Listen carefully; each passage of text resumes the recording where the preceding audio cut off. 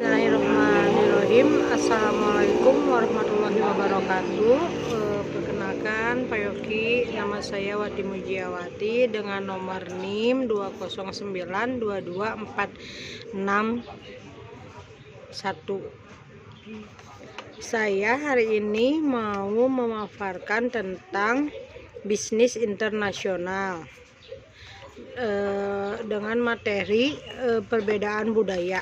Sebagaimana kita ketahui, dalam berbisnis itu kita mempunyai beragam budaya yang berbeda-beda, dan salah satu inti yaitu orang merupakan pusat dari semua kegiatan bisnis, dan orang yang melakukan bisnis di seluruh dunia saling melakukan bisnis, mereka harus mempunyai latar belakang, asumsi, harapan, sifat, cara berkomunikasi, nilai keyakinan, dan kebiasaan dengan disebut yaitu budaya. Cara hidup dan bekerja orang di suatu negara itu berbeda-beda. Keyakinan budaya pun berbeda-beda. Nah, dari keyakinan ini kita tidak bisa egois untuk terhadap orang lain dengan meyakinkan bahwa budaya kita lebih baik dari budaya orang lain. Sebaliknya, kita harus bisa memahami dan bertoleransi terhadap budaya lain yang memungkinkan bisa melancarkan bisnis kita di negara lain. Dan kita harus bisa menciptakan pola pikir positif agar memudahkan, yaitu untuk memudahkan bisnis. Harus bisa menjembatani perbedaan-perbedaan yang ada dalam budaya,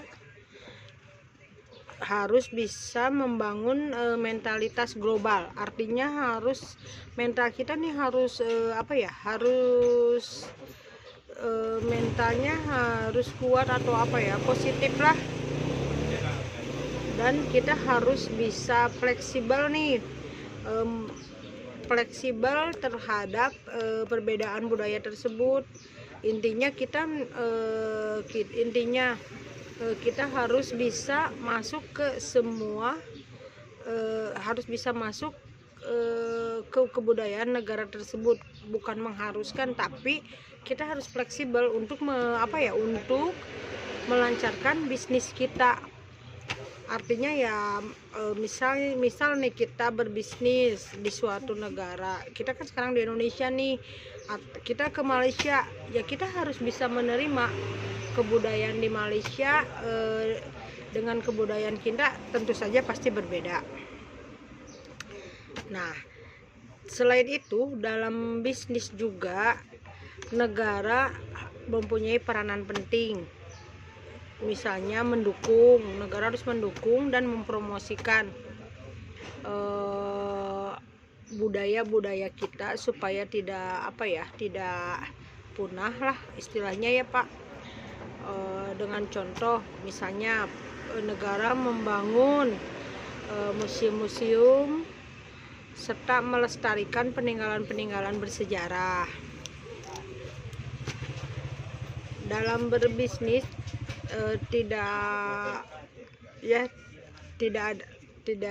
dalam berbisnis banyak kemungkinan juga perusahaan bisa merubah suatu budaya di negara. Misalnya melalui ekspor atau melalui film dan melakukan kultur imperialis. Artinya mengganti suatu tradisi atau budaya, kepahlawanan, kebiasaan atau bahasa dan lain-lain di suatu negara dengan budaya lain. Tapi kadangkala budaya juga bisa merubah suatu perusahaan. Budaya sering memaksa perusahaan untuk menyesuaikan dengan kebijakan dan praktek bisnisnya. Misalnya nih, suatu perusahaan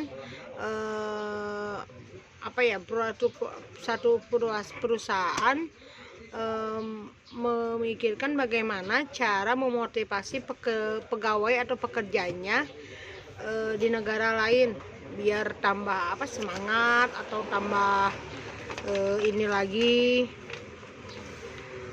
Terus budaya juga bisa mengganti setiap bagian dari kehidupan kita, mulai dari sejak kecil, sejak dari kita lahir sampai kita kematian. Misalnya begitu negara kita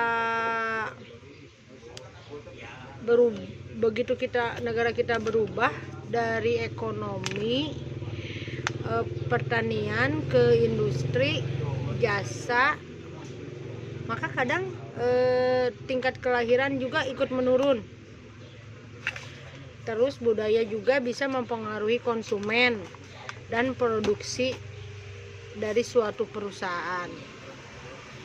Dan dalam memasuki kebudayaan dari suatu negara, alangkah baiknya kita harus bisa memahami dan bisa memahami dan mengikuti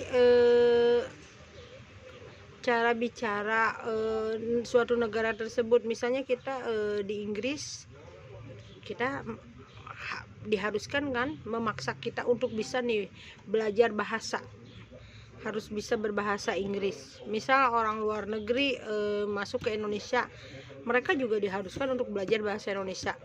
Intinya untuk bisa menunjang dalam bisnis internasional. Sedikit tidaknya kita, kalau mereka mengajak kita berdialog, berbicara, kurang lebihnya kita bisa mengerti apa yang mereka sampaikan, apa yang mereka inginkan. Maksudnya untuk menghindari miskom mungkin ya Pak. Nah, dalam bisnis internasional ini juga perbedaan budaya itu ternyata pengaruhnya sangat besar juga untuk bisnis. Misalnya kita harus memahami nih karakter orang-orang di luar. Misal kalau kita di luar kayak di Amerika, orang-orang itu lebih sering berbelanja ke supermarket dengan tidak berkontinu.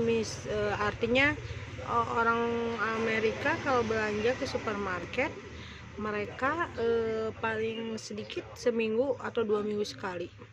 Berbeda juga kan dengan di kita. Kita belanja itu kadang setiap hari ke pasar modern, pasar tradisional, bukan modern, pasar tradisional maksudnya. Nah, dari segi ini juga kita bisa memahami nih perbedaan budaya antara satu negara A dan satu negara B, guna menunjang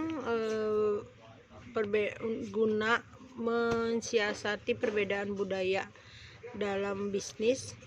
Yaitu dia tadi, kita harus bisa memahami karakter, bahasa, kebiasaan, budaya dari suatu negara tersebut. Nah, sekian Pak Yoki pemaparan dari saya.